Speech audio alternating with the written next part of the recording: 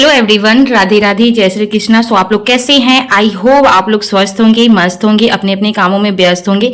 स्वागत है आपका हमारे चैनल राधा रानी ब्लॉग 16 में। मैं हूं मोनी। सभी को वेरी गुड मॉर्निंग। और ये जो आप ब्लॉग देख रहे हो ना, तो ये 4 अगस्त की ब्लॉग है। सॉरी, ये 3 अगस्त की ब्लॉग है और 4 अगस्त को मैं मायके जाने वाली हूँ और 5 अगस्त को मेरा भाई का इंगेजमेंट है। तो मैं सोच रही हूँ कि मैं एक दिन पहले चल जाऊँ, क्योंकि आजकल ना बारिश एवरी डे हो रही है और आजकल मौसम बहुत खराब है। अगर मैं 5 तारीख के चक्कर में रहूंगी ना, तो ऐसा ना हो कि जाने से पहले ही बारिश हो जाए। और जो इंगेजमेंट का प्रोग्राम है ना, तो वो लगभग 11 या 12 बजे से स्टार्ट हो जाएंगे। तो इसलिए मैं सोच रही हूँ कि मैं एक दिन पहले चल जाऊँ, ताकि मुझे अकेले जाना है और बाबू को साथ में लेकर जाना है। तो इससे अच्छा रहेगा कि मैं 4 तारीख को ही चले जाऊं। तो एक दिन पहले का ये वीडियो है, यानी कि 3 अगस्त की ये वीडियो है। तो सबसे पहले मैं उठ गई हूं और खुद के लिए मैंने चाय बनने को रख दिया है। और सबसे पहले मैं 1 कप चाय पी लेती हूँ। तो आज हमने ना दूध वाली चाय बनाई है, नींबू वाली चाय नहीं बनाई है। तो अक्सर तो मैं नींबू वाली चाय पीती हूँ, लेकिन नींबू ना अभी ख़त्म हो गया है, तो आज मैं दूध वाली चाय पी रही हूँ। और यहाँ पे फटाफट मैं चाय पी लूँगी और पीने के बाद ना, उसके बाद फिर मैं खाना बनाऊँगी। तो यहाँ पे मैं ना पिस्ता बादाम जो होता है वो मैं छिल रही थी। तो रात में मैंने भीगने के लिए डाल दिया था पानी में, और अभी मैं छिल लूँगी और छिलने के बाद ये पिस्ता बादाम वगैरह मैं खा लूँगी। तो बहुत सारे काम हो जाते हैं घर में, और जाने से पहले ना आपको घर को थोड़ा सा संवार के जाना पड़ता है। कौन सा चीज़ बिगड़ने वाला है और कौन सा चीज़ संभलने वाला है, वो सारी चीज़ पे ध्यान देना पड़ता है। तो मैंने जाने से पहले तो सब कुछ मैंने काम कर लिया है, और जो मक्खन वगैरह थे तो वो घी वगैरह भी मैंने निकाल लिया है। तो सारा काम लगभग मैंने कंप्लीट कर लिया है। फिर ये रही हमारा गर्मा गर्म चाय दूध वाली, और पीने के बाद फिर सीधा मैं किचन में आ गई हूँ। और आज मैं बनाने वाली हूँ सोयाबीन की सब्जी। तो मैं यहाँ सोयाबीन मैं कट कर रही हूँ, सॉरी, मैं यहाँ प्याज कट कर रही हूँ। और साथ में मैंने पानी गर्म होने को रख दिया है, ताकि पानी गर्म हो जाएंगे तो फिर मैं उसमें ना सोयाबीन डाल दूंगी। तो मैं ना सोयाबीन में ना आलू नहीं डाल रही हूँ, ओनली फॉर मैं सोयाबीन की सब्जी बना रही हूँ। तो कोई खास मुझे सोयाबीन की सब्जी पसंद नहीं है, लेकिन अभी फिलहाल कोई हरी सब्जी नहीं थी, तो फिर हमने सोचा क्यों ना मैं सोयाबीन की सब्जी और साथ में मैं पूरी बना लेती हूँ। क्योंकि ना बहुत टाइम से ना मैदा रखा हुआ है, तो मैं सोच रही हूँ कि जाने से पहले ना मैं मैदा का यूज़ कर लूँ, वरना क्या होता है ना, बारिश के टाइम में मैदा ख़राब हो जाता है। काफ़ी लंबे टाइम तक आप उसे रख नहीं सकते हो, वरना उसमें कीड़ा लग जाती है। फिर यहाँ पे ना पानी गर्म हो गए थे, तो फटाफट मैंने सोयाबीन डाल दी है। और अगर आप इसे गर्म पानी में डालते हो ना, तो ये बिल्कुल सॉफ्ट हो जाता है, और जितनी भी सोयाबीन की जो गंदगी होती है ना, तो वो भी अच्छे से निकल जाती है और एकदम सॉफ्ट और मुलायम हो जाती है। तो मैं तो हमेशा ऐसे ही सोयाबीन बनाती हूँ। और फिर उसके बाद मैंने इसको ना फ्राई कर दिया था। तो मैंने हल्दी और नमक डाल के और तेल डाल के ना मैं इसको फटाफट फ्राई कर लूँगी, और उसके बाद फिर मैं सब्जी बनाऊँगी। तो यहाँ पे मेरे सोयाबीन फ्राई हो चुके थे, तो मैं कुकर में सब्जी बना रही हूँ। और कुकर में ना बहुत ही फास्ट और जल्दी बन जाते हैं। और मैं कुकर में सब्जी इसलिए बनाती हूँ ना, क्योंकि अगर आप कुकर में सब्जी बनाते हो ना, तो ग्रेवी बहुत अच्छी बनती है। और ये थोड़ा सा मैंने ना इधर ही स्टार्ट किया है इस तरीके से बनाने के लिए। तो मैंने लहसुन, सूखी मिर्च और पचफोड़ना वगैरह मैंने डाल दिया है, और उसके बाद मैं इसमें ना खूब सारा प्याज डाल दूंगी। तो अगर आप चने की सब्जी या सोयाबीन की सब्जी में प्याज डालते हो ना, तो ग्रेवी बहुत अच्छी तैयार होती है। तो मैंने यहाँ पे डाल दिया है प्याज, और इसको मैं अच्छे से फ्राई कर लूँगी। और प्याज एकदम रफली मैंने काटा है, मोटा मोटा ही काटा है, क्योंकि मुझे इसे गलाना है। तो यहाँ पे मैंने प्याज डाल दिया है, और इसे मैं अच्छे से लाल होने तक मैं इसको भून लूँगी। और भूनने के बाद फिर मैं इसमें ना मसाला और नमक डाल दूँगी। और आजकल मैं क्या कर रही हूँ ना, जो मसाला होता है ना, तो वो भी मैं ना पानी में घोल कर मैं डालती हूँ उस तरीके से। तो उस तरीके से अगर आप मसाला डालते हो तो मसाला जलती भी नहीं है और मसाला फैलती भी है, और उससे सब्जी भी बहुत ज़्यादा अच्छा बनता है सूखे मसाले के कंपेयर में। तो मैंने ये फ़र्क देखा है, तो आजकल मुझे ऐसे ही डालना ठीक लगता है। तो सारे नॉर्मल मसाला ही मैंने डाला है, और जीरा, गोलकी का पाउडर, हल्दी पाउडर, मिर्चा पाउडर और धनिया का पाउडर, और साथ में मैंने गरम मसाला और नमक उसी में मैंने डाल के सब कुछ अच्छे से मिक्स कर दिया है। और डालने के बाद फिर मैं डायरेक्ट इसमें प्याज में मैंने डाल दिया है। तो मसाला वगैरह मैं अच्छे से पहले भून लूँगी, फ्राई कर लूँगी। और फ्राई करने के बाद ना मैं इसे ना कुछ देर तक मैं छोड़ दूंगी इसे सीटी मारने के लिए।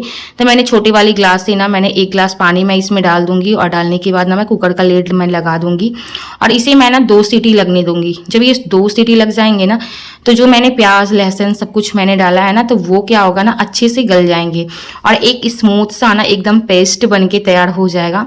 तो मुझे सोयाबीन की सब्जी कोई खास पसंद नहीं है, लेकिन ये जो सब्जी मैंने बनाई थी ना, ओनली फॉर सोयाबीन की सब्जी, तो इतनी ज़्यादा टेस्टी बनी थी मैंने सोचा भी नहीं था कि इतना ज़्यादा टेस्टी बनेगा। वाकई में मुझे बहुत ज़्यादा पसंद आया था और हमेशा मैं सब्ज़ी अब ऐसे ही बनाऊँगी। ग्रेवी वगैरह जो होती है ना वो आप कुकर में बनाओ तो आप फ़र्क देखना, सब्ज़ी में बहुत ज़्यादा चेंज आता है। और हमेशा खाना बनाने में ना कुछ चेंज करते रहना चाहिए, कुछ ना कुछ तरीका आपको आजमाना चाहिए। उससे क्या होता है ना कि आपके खाने में थोड़ा स्वाद भी चेंज होता है, फ़र्क भी आते हैं। तो इधर थोड़ा सा मैं ना चेंज करने लगी हूँ खाना वाना बनाने में। फिर यहाँ पे फटाफट मैंने सोयाबीन डाल दी थी, जो फ्राई किया हुआ सोयाबीन था ना वो मैंने डाल दिया मसाला में, ताकि अच्छे से ये भुन जाए। तो अच्छे से पहले मैं भून लूँगी मसाले के साथ और मतलब 5 मिनट में इसको अच्छे से फ्राई कर लूँगी। आलू तो मुझे डालना नहीं है, तो बस मैं इसमें पानी डाल के और मैं कुकर का लेड वगैरह में लगा दूँगी अच्छे से। तो जितनी मुझे ग्रेवी चाहिए ना उसके हिसाब से मैं इसमें पानी डालूँगी और पानी डालने के बाद फिर मैं कुकर वगैरह लगा दूँगी। और ज़्यादा सीटी इसमें तो लगाना नहीं है क्योंकि ग्रेवी वगैरह अच्छे से बन गई है। तो बस 1 से 2 सीटी लगा देना है। फिर फटाफट मेरी सब्ज़ी बन गई थी और यहाँ पे मैं ना पूड़ियाँ निकाल लूँगी। और यही सारे खाना बनाते बनाते ना बहुत ज़्यादा टाइम हो रहा था और बाहर ना बारिश भी हो रही थी, लाइट भी थी। बहुत अच्छी बात है, खाना भी फटाफट बन रहा था। लेकिन फिर भी हाँ 10 से 11 बज गए थे क्योंकि ये तो आज काम पे गए नहीं थे और तो इसी के लिए। और आज संडे भी था तो ये काम पे नहीं गए थे, मेरे ख्याल से संडे ही है।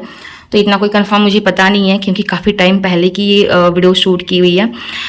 तो यहाँ पे मैं ना पूड़ियाँ फ्राई कर लूँगी और पूड़ी छानने के बाद ना फटाफट पहले मैं इनको खिला देती हूँ क्योंकि इनको ना बहुत ज़ोरों से भूख लगी हुई है। तो ये काफ़ी देर से खाना मांग रहे हैं तो इसलिए सबसे पहले मैं इनको दे दूँगी ताकि ये खाकर ना थोड़ा सा शांत हो जाए, निश्चिंत हो जाए। और जब ये घर पे रहते हैं ना तो फिर इनको भूख बहुत जल्दी लग जाती है। और कल रात की मैं क्या बताऊँ ना, कल रात में इनको ना मतलब 3 से 4 बजे इनका नींद खुल गया था। तो रात में ही इन्होंने ना चावल बनाकर रात में ही खाया था और मुझे बोल रहे थे बनाने के लिए, लेकिन मैं तो नहीं बनाई थी। उतनी रात में कौन खाता है, लेकिन मेरे पति देव ना कभी कभी रात में भी उठ के ना बनाकर खाते हैं।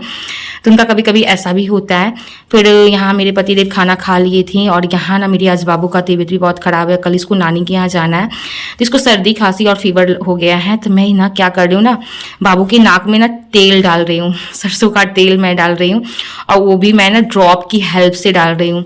तो छोटे बच्चों को ना दवा पिलाना या नाकों में तेल डालना नोज़ में बहुत ही ज़्यादा मुश्किल हो जाता है, टफ हो जाता है, लेकिन मैं फिर भी डाल रही हूँ क्योंकि कल इसको नानी के यहाँ जाना है और इसे बहुत सर्दी भी हो गई है। और फिर मैंने दवा भी दी थी और दवा के साथ साथ अगर आप थोड़ा सा सरसों का तेल नाक में डाल लेते हो ना तो उससे क्या होता है ना कि आपको ना सांस लेने में बनती है, वरना क्या होता है ना नोज जो होता है ना वो एकदम ब्लॉक हो जाता है। तो इसी के लिए मैंने उस तरीके से डाल दिया था और ऐसा मैं भी अपनाती हूँ। और कौन कौन ऐसा करता है जो पुराने तरीके आजमाता है, आप लोग मुझे ज़रूर कमेंट सेक्शन में बताइएगा। तो ये सारी चीज़ ना मेरी मम्मी किया करती है और उन्हीं का कॉपी मैं करती हूँ। जो माँ करती है ना तो वो बेटियों के पास थोड़ा बहुत गुनाह ही जाते हैं और हम लोग माँ को ही देखकर सीखते हैं, कोई भी चीज़ हो अपने से बड़ों को ही देखकर सीखते हैं। तो ये तरीका बहुत ही अच्छा है, रामबाण इलाज है। मैं कह सकती हूँ कि आप अगर आपको बहुत ज़्यादा सर्दी हो गई है ना तो रात में ज़रूर आप नाक में सरसों का तेल डालो, बहुत फ़र्क नज़र आएगा।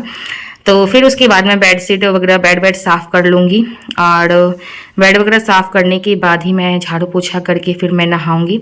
तो बारिश हो रही है, काफ़ी अच्छा लग रहा है, मौसम बहुत ठंडा है। लेकिन एक बात का भी टेंशन है, कल मुझे जाना है और कल ना बारिश हो जाए, इस बात की चिंता मुझे थोड़ी सी सता रही है। और आज मुझे ना पैकिंग भी करना है, तो पैकिंग वगैरह तो अभी हुई नहीं है और ज़्यादा कुछ तो लेकर जाना नहीं है क्योंकि मैं बस 1 सप्ताह के लिए जा रही हूँ और तो उसी के अकॉर्डिंग मुझे सारा सामान रखना है। तो साड़ी वाड़ी तो मैंने पहले से ही डिसाइड कर लिया है क्या ले जाना है, तो सारे सामान तो मैंने निकाल लिए हैं, बस मुझे बैग में पैकिंग करना।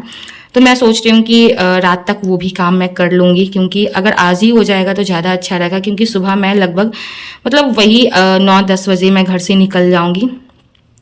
तो इसी के लिए ये सारा काम भी मुझे आज ही करना पड़ेगा। और यहाँ पे ना जो मेरा खेंद्रा था ना मैं उसमें कवर डालने लगी थी, तो इसको मैंने धोई थी और धोने के बाद ना मैं नहीं डाली थी।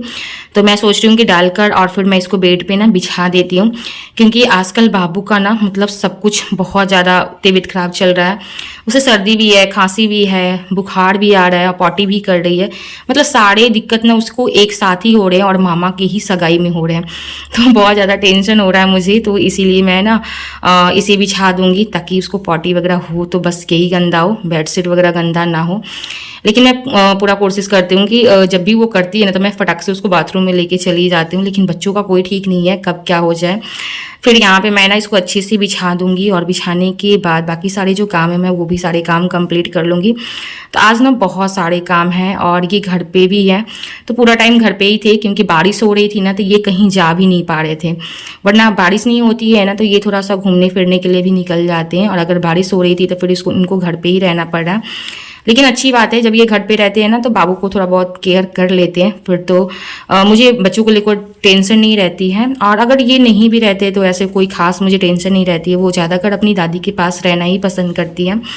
फिर यहाँ पे मैं ना नहा वाली थी और मुझे आज ना हेयर वॉश करना था क्योंकि था संडे और मुझे जाना भी था, तो फिर मैं सोच रही थी क्यों ना मैं घर से ही हेयर वॉश करके जाऊँ। फिर मौसम का कुछ कहा नहीं जा सकता और ऐसे भी अभी मौसम बहुत ज़्यादा ख़राब चल रहा है, मतलब प्रतिदिन तो बारिश हो ही रही है, इसमें तो कोई कहने लायक नहीं है।